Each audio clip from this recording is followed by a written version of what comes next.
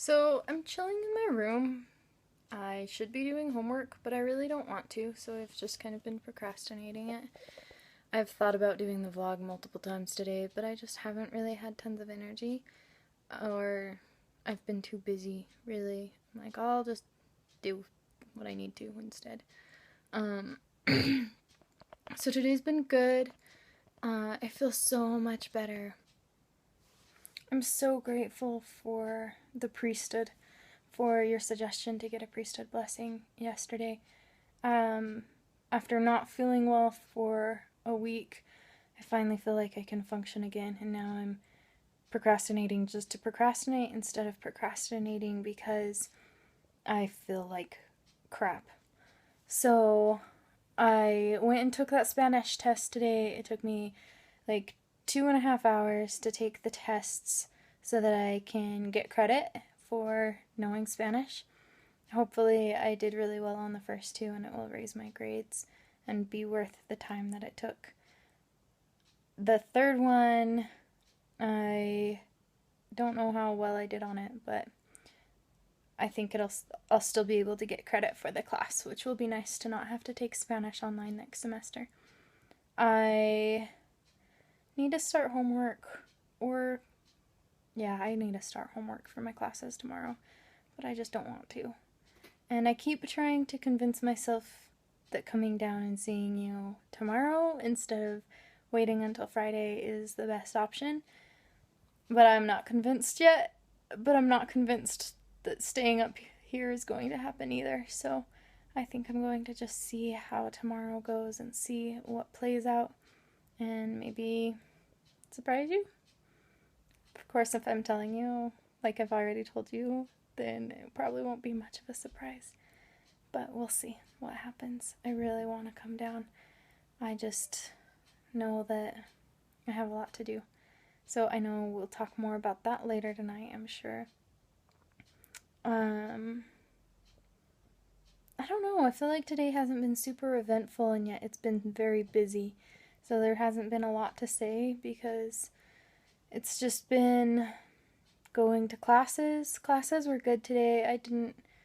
The first half of my children's lit class, I wanted to leave because it was just APA paper writing stuff that I can teach. And so it was hard for me to want to be there. I'm really glad that I'm not going to that class on Friday. It's probably bad that I'm already planning on not going, regardless of when I come down. I've been looking for an excuse to skip it all semester. So now that I don't have something keeping me here, like an oral presentation, I'm just going to not go because I feel like I can. Dear, I love you. I am so grateful to be seeing you this weekend. I'm so grateful for your patience and for your understanding of who I am and for your understanding of the gospel. I will talk to you later. Bye. So today in my children's lit class, there was a student who gave a presentation on this children's book about leprechauns the night before St. Patrick's Day. That's what the book was called. I've never read the book, but it was on St. Patrick's Day, and it reminded me of this time where Marcy cut out a whole bunch of little teeny footprints. They were like this big.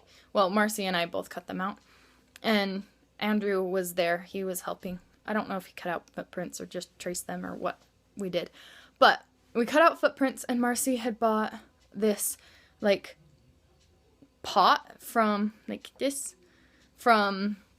Walmart, this, like, black cauldron kind of thing, and in it there were a whole bunch of, like, Mardi Gras-esque green necklaces, and then she went to some store and got some of the chocolate gold coins, and she put those in there, and then she had all of the kids a brand new all green outfit.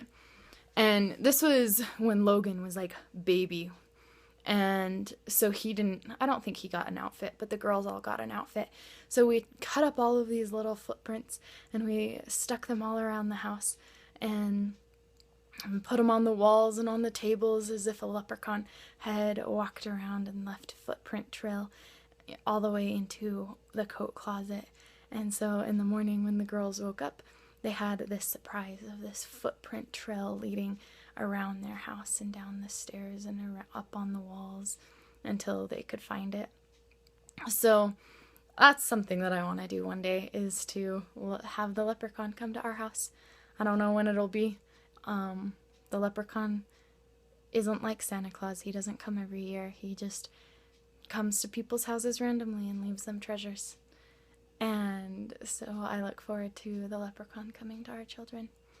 But this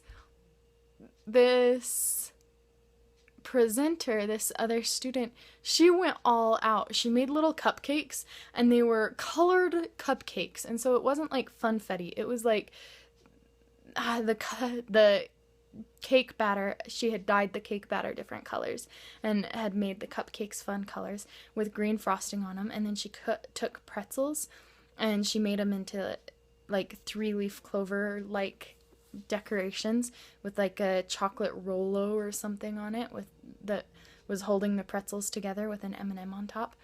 And that chocolate was really yummy. And then she brought gold coins, because you can't talk about St. Patrick's Day without gold coins, obviously. Chocolate gold coins, because those are the ones that everyone can afford to pass out.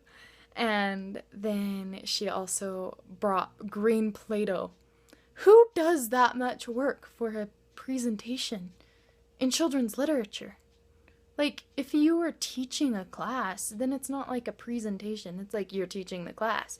But this was just a student presentation, 10 to 15 minutes, like, super simple.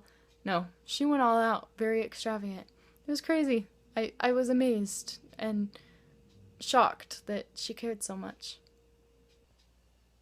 So I realized how long this video is getting, so I'm going to leave it at this with the randomness of it and tell you how much I love you, and that I will see you tonight.